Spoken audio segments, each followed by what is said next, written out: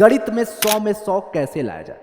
लगभग हर एक बच्चा जो कक्षा 12वीं में होता है उसके दिमाग में होता है, उसका एक सपना होता है कि हमारा भी गणित में 100 आए। वो 5 गोल्डन पॉइंट्स क्या हैं, अगर आपने फॉलो कर लिया तो आपका भी गणित में 100 आएगा। सबसे पहली चीज कि आप गणित पढ़ रहे हो या कोई भी अध्याय, कोई भी सब्जेक्ट पढ़ रहे हो, सबसे पहले उसके सिलेबस के बारे में जानना चाहिए। इनको अक्टूबर नवंबर तक खूब अच्छे से 1-2 बार इनको अच्छे से पढ़ना है।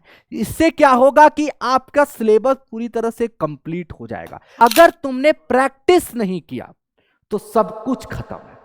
प्यारे साथियों नमस्कार, स्वागत, आभार आप सभी का बिहार के number 1 YouTube channel Bihar board science Vidyakul पर। साथियों आज का जो मुद्दा है बड़ा ही चर्चित मुद्दा है। मुद्दा यह है कि गणित में 100 कैसे लाया जाए। लगभग हर एक बच्चा जो कक्षा 12वीं में होता है उसके दिमाग में होता है, उसका एक सपना होता है कि हमारा भी गणित में 100 आए, परंतु कैसे, बस वो सोचता है, परंतु उसके लिए क्या एफर्ट लगाना है वो नहीं लगा पाता है। साथियों इस बार के बहुत सारे बच्चों ने हमारे पास मैसेज किया, कॉल किया लगातार कि सर आपने पिछले साल के बच्चों को कैसे गणित में 100 दिलाया, क्या उनकी स्ट्रेटजी थी, किस तरीके से आपने घोल के पिला दिया कि उनका गणित में 100 आया। भैया मैं आपको एक रिजल्ट दिखाता हूं जिसका नाम है रोशन आलम, जो आप देख पा रहे हो इनका गणित में 100 है। परंतु इसने क्या किया, ऐसे कई सारे बच्चे हैं जिनका गणित में 100 आया, परंतु क्या किया। तो आज मैं उन 5 तरीकों के बारे में बात करने वाला हूं, उन 5 पॉइंट्स के बारे में बात करने वाला हूं। अगर आपने फॉलो कर लिया तो यकीन मानिए कि आपका भी गणित में 100 आ सकता है।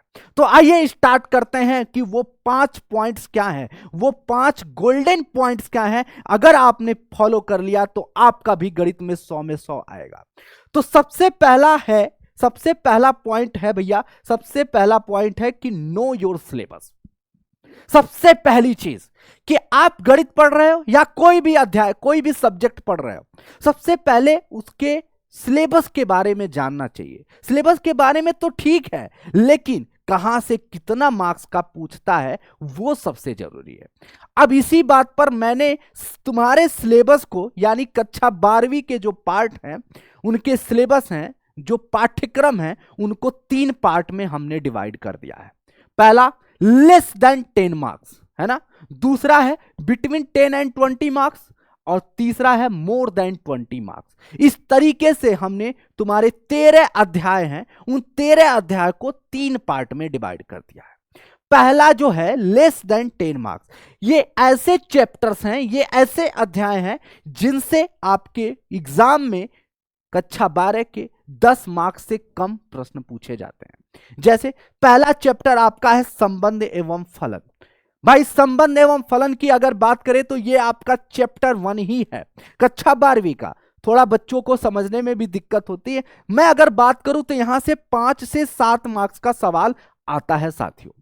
दूसरी बात, अगर अवकलन के अनुप्रयोग की बात करें तो अवकलन के अनुप्रयोग से भी यही हमारा वेटेज रहता है 5 से 7 मार्क्स। रैखिक प्रोग्रामन की बात करूं तो ये एक ऐसा चैप्टर है जिसको हम स्कोरिंग कह सकते हैं।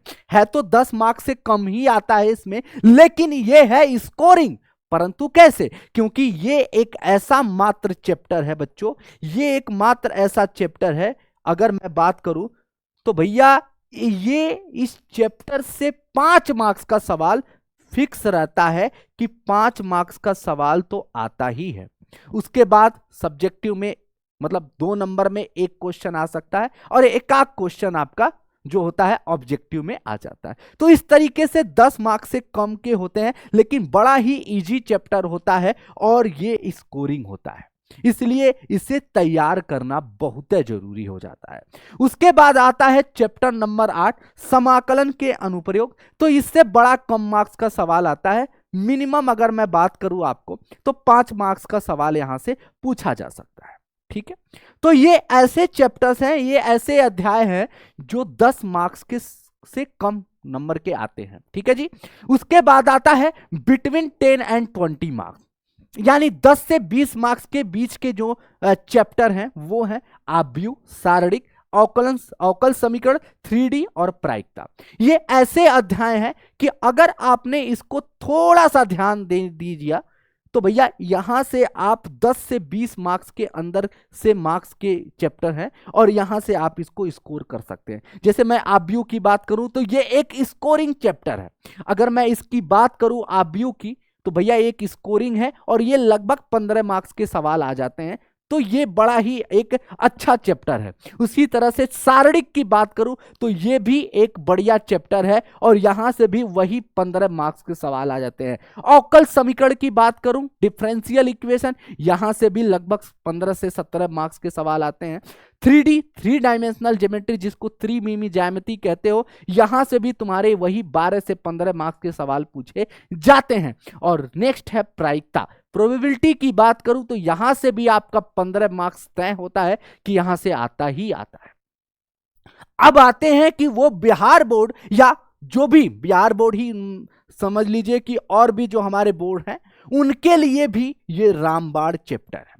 मतलब यहां से समझ लीजिए सबसे ज्यादा प्रश्न पूछे जाते हैं, चाहे कोई बोर्ड हो, बिहार बोर्ड हो, झारखंड बोर्ड हो, यूपी बोर्ड हो, चाहे सीबीएसई हो, हर एक बोर्ड में यहां से ज्यादा मार्क्स के सवाल पूछे जाते हैं।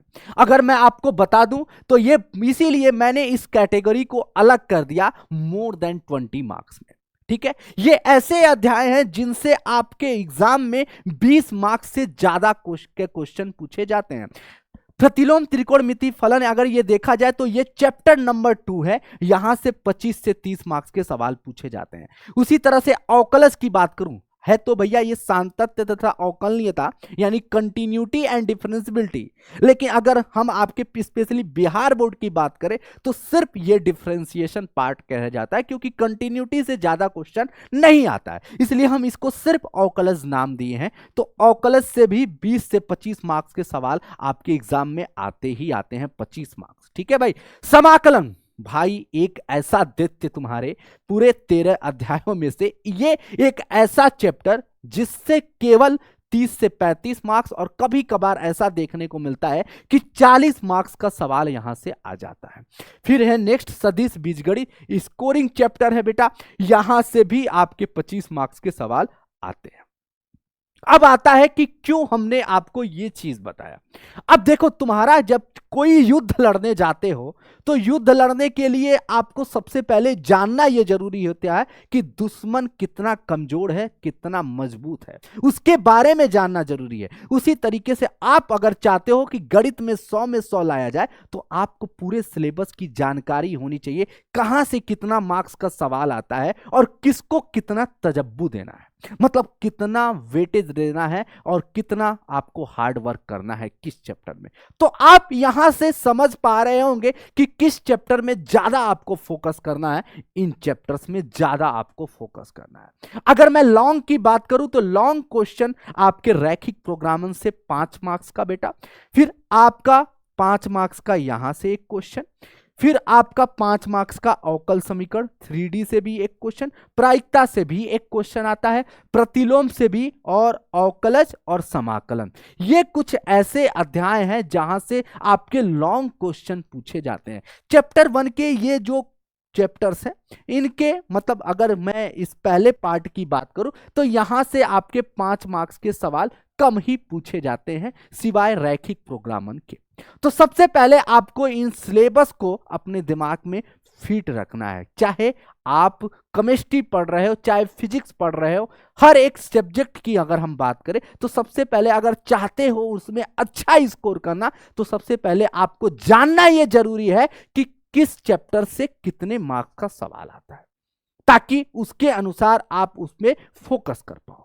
सबसे पहली चीज तो सबसे पहला यह है कि नो योर सिलेबस, पहला पॉइंट। दूसरा क्या है साथियों, रिसोर्सेस, कि मतलब किस किस चीज का प्रयोग करोगे, क्या क्या पढ़ोगे। ठीक है, तो सबसे पहले शुरुआती में जो अक्टूबर और नवंबर तक का जो महीना होता है उसमें आप सिर्फ 2 किताब को टच करोगे, है ना, जिसमें सबसे पहले आप एनसीईआरटी मस्ट है बेटा।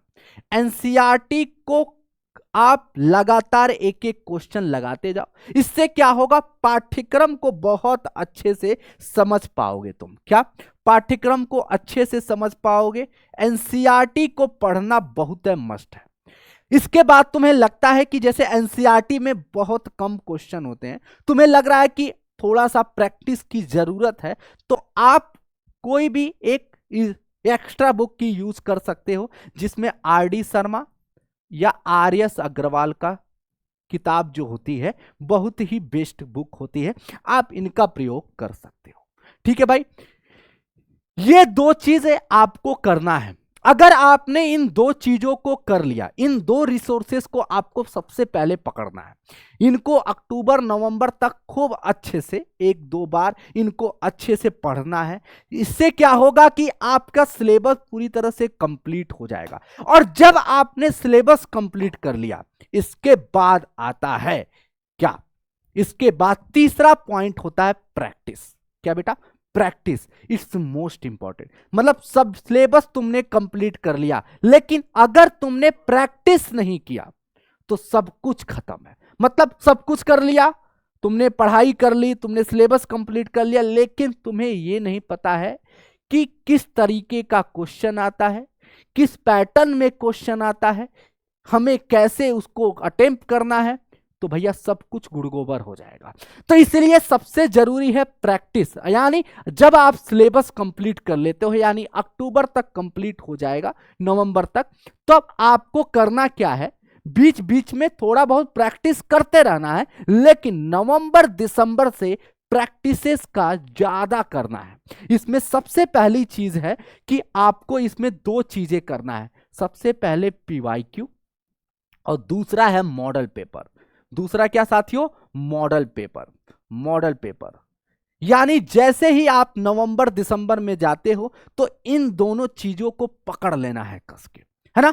सबसे ज्यादा इन्हीं पे फोकस करना है। सिलेबस खत्म कर लिया, आप सिलेबस खत्म करने के बाद आपको पीवाईक्यू पे आ जाना है कि मान लीजिए चैप्टर 1 तुमने पढ़ा, चैप्टर 1 का पीवाईक्यू निकाल लो, चैप्टर 1 के सारे पीवाईक्यू लगा डालो। फिर उसके बाद मॉडल पेपर ले लो। मॉडल पेपर जब तुम्हारे पीवाईक्यू खत्म हो जाए, तुमने पीवाईक्यू लगा लिया है, उसी के साथ साथ कुछ सेट का मॉडल पेपर ले लो, किसी भी ईयर का, या ऐसे ही मॉडल पेपर ले लो। प्रीवियस ईयर क्वेश्चन भी ले सकते हो, है ना, जो मतलब तुम्हारे पिछले साल का कोई भी पेपर है उसको लग जाओ। 3 घंटे जिस तरीके से पेपर होता है उस तरीके से सॉल्व करो। क्या हम सॉल्व कर पा रहे हैं, क्या हम लगा पा रहे हैं, इसको देखो। क्योंकि आप जब मॉडल पेपर हल कर लोगे तो आपके अंदर एक कॉन्फिडेंस आएगा, और जब कॉन्फिडेंस आ गया कि हम कर सकते हैं तो आपके अंदर एक ऊर्जा आएगी, पॉजिटिव ऊर्जा आएगी, और इससे आपके अंदर खुद आ जाएगा कि हम गणित में 100 में 100 ला सकते हैं। तो आपको करना क्या है कि जैसे ही सिलेबस कंप्लीट होता है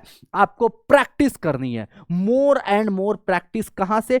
पीवाईक्यू और मॉडल पेपर। और इन दोनों का जो है रिसोर्सेस है कि आप इनमें बहुत सारी आपके यहाँ पे टारगेट का आता है, टारगेट का आता है, और मॉडल पेपर या पीवाईक्यू की बात करें, टारगेट हो गया, ब्रिलियंट हो गया, इनका आप प्रयोग कर सकते हो। इनका यूज करके आप बढ़िया कर सकते हो, अपनी प्रैक्टिस को बेहतर बना सकते हो। ठीक है भाई, अब आगे आते हैं, अब आगे आते हैं रिवीजन। क्या बेटा? Revision most important. यानी इन सारी चीजों के बाद आता है रिवीजन। मतलब बीच बीच में तीसरा पॉइंट जो हमारा आता है मोस्ट इंपॉर्टेंट, कि रिवीजन करना है। Revision most important. यानी तुमने प्रैक्टिस लगा लिया, तुमने सिलेबस कंप्लीट कर लिया, लेकिन आप बीच बीच में रिवीजन नहीं कर रहे हो तो वो भूल जाता है। तो सबसे पहली चीज क्या होती है कि आपको रिवीजन करना है। कोई भी चीज पढ़ रहे हो तो उसका रिवीजन करो। मतलब अगर आपने 2 अध्याय को पढ़ लिया है तो पिछला जो अध्याय है उसको रिवीजन जरूर करें। रिवीजन मोस्ट इंपॉर्टेंट है बेटा, क्योंकि अगर आपने रिवीजन नहीं किया तो सब कुछ बेकार हो जाएगा वहां भी। तो आप प्रैक्टिस कर रहे हो, अच्छी बात है, लेकिन बीच बीच में जो फॉर्मूले हैं, जो चैप्टर्स हैं, उसके जो की पॉइंट्स हैं, उनको जरूर लर्न करें और उसे बार बार दोहराएं। ठीक है भाई, डन। अब अगर रिवीजन हो जाता है तो अब आता है कि आपको क्या नहीं करना है, क्या ऐसी गलती नहीं करना है जिससे आपका गणित में या किसी भी सब्जेक्ट में मार्क्स कम आ जाए। सबसे पहली बात यह है कि टाइम वेस्ट नहीं करना है। सबसे पहली चीज कि टाइम वेस्ट नहीं करना है। कहीं भी टाइम वेस्ट नहीं करने का मतलब है इन द सेंस कि बहुत सारे बच्चे जो होते हैं वो इधर उधर ऑनलाइन ऑफलाइन इधर उधर भटकते रहते हैं। आपको एक जगह पकड़ना है, एक जगह पकड़ना है, उनके कंसेप्ट को क्लियर करते जाना है और लगातार आपको वही प्रैक्टिस करते रहना है। मतलब इधर उधर आपको माया में नहीं पड़ना है, ठीक है बेटा। क्योंकि बच्चे क्या होता है साल भर पूरा इधर उधर घूमते रहते हैं, फिरते रहते हैं, यहाँ गए वहां गए, ऑफलाइन गए ऑनलाइन गए, और इस चक्कर में क्या होता है ना सिलेबस कंप्लीट होता है उनका, और ना ही उनका रिवीजन हो पाता है, ना ही वो प्रैक्टिस कर पाते हैं, और अंत में होता है डिप्रेशन में चले जाते हैं। तो आपको करना है टाइम वेस्ट नहीं करना है। दूसरी सबसे चीज है कि प्रेशर को एग्जाम में कम करना है। अगर मैं बात करूं प्रेशर जो होता है इनवर्सली प्रोपोर्शनल हो जाता है आपके सक्सेस के। मतलब इसका क्या है, इसको थोड़ा सा मैं आपको बताना चाहूंगा कि प्रेशर जो होता है बेटा इनवर्सली प्रोपोर्शनल हो जाता है आपके सक्सेस का, आपके सक्सेस का, ठीक है। इसका क्या मतलब है, आप प्रेशर बढ़ाओगे सक्सेस कम होगा। Success come in the sense कि आप जैसे ही प्रेशर में रहते हो तो आप आता हुआ सवाल भी वहां से गलत करके आओगे। तो प्रेशर बढ़ाओगे सक्सेस कम होगा, प्रेशर को कम करके जाना है। ये तब अप्लाई होता है जब आप एग्जाम हॉल में जरूर बैठते हो। उस समय क्या होता है कि बच्चे डर जाते हैं, या बच्चे लगता है कि बोर्ड में पहली बार बैठ रहे हैं। ऐसा तो होगा नहीं, क्योंकि आप जो भी बच्चा 10वीं में है, 10वीं से पास करके 12वीं में आ रहा है, या जो भी है, तो आपको सबसे पहले प्रेशर को कम करना है भाई। प्रेशर आपने कम कर लिया तो समझ लीजिए कि आप 100% करके आओगे। आप एग्जाम के एक दिन पहले स्ट्रेस को कम करिए, बढ़िया भोजपुरी गाना जो भी आपको लग रहा है उसको सुनिए, सुन करके जाइए, ठीक है। एग्जाम हॉल में बैठिए, सबसे पहले सारे सवालों को एक एक करके पढ़िए। कौन सा सवाल आपको आ रहा है उनको पहले करना स्टार्ट करिए। जो भी आपके ऑब्जेक्टिव क्वेश्चन है पहले उनको कर लीजिए, है ना। उनको बस, अब ऐसा नहीं, अब देखो होता क्या है कि 100 मार्क्स का 100 क्वेश्चन होते हैं ऑब्जेक्टिव के। बच्चे हीरो बनने लगते हैं।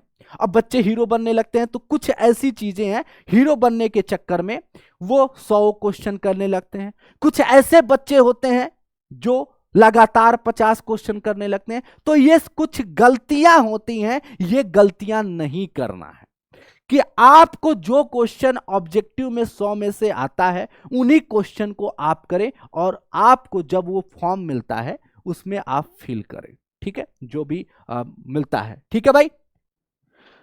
तो आपको सबसे पहली चीज कि लगातार कोई क्वेश्चन नहीं करना है, जो क्वेश्चन आ रहा है आप वही करो। 100 में 100 करने की कोशिश मत करो भैया, 50 करो। ताकि इससे क्या होता है कि आप 100 करने जाते हो और होता क्या है कि सब्जेक्टिव के लिए समय कम पड़ जाता है और आपके बहुत सारे सवाल छूट जाते हैं। और उसमें होता क्या है, प्रेशर में इतना आ जाते हो कि आते हुए सवाल भी तुम गलत करके आते हो। तो भैया सबसे अहम बात कि तुमने अगर पूरा सिलेबस भी कंप्लीट कर लिया, तुमने खूब साल भर प्रैक्टिस भी किया, लेकिन अगर तुम प्रेशर में हो तो सब कुछ गुड़ गोबर होगा। तो सबसे अहम बात कि आपको प्रेशर में नहीं रहना है, खासकर एग्जाम हॉल में। एग्जाम हॉल में कूल होकर के जाना है, सारे सवालों को पढ़ना है, ऑब्जेक्टिव में जो क्वेश्चन आए वही क्वेश्चन करना है। सब्जेक्टिव में 30 क्वेश्चन, अगर मैं शॉर्ट आंसर टाइप की बात करूं तो सिर्फ 15 करना है ना मेरे भाई, तो सिर्फ 15 करो। अब लॉन्ग में फिर आ जाओ, लॉन्ग में 8 में से 4 जो आ रहे हैं उनको करो। समय को बचाते हुए, प्रेशर को कम करते हुए सारे सवालों को कर ले जाओ, और ये कोशिश करो कि 10 से 15 मिनट पहले तुम्हारा पेपर हो जाए, ताकि तुमको कुछ समय मिल जाए, आप वहां पे क्या कर रहे उसको थोड़ा सा देख लें कि कुछ गलतियां तो नहीं हो रही हैं। तो बेटा अगर आपने इन चीजों को फॉलो कर लिया तो आप यकीन मानिए कि आपका भी गणित में 100 में 100 आ जाएगा। Thank you very much. जय हिंद, जय भारत।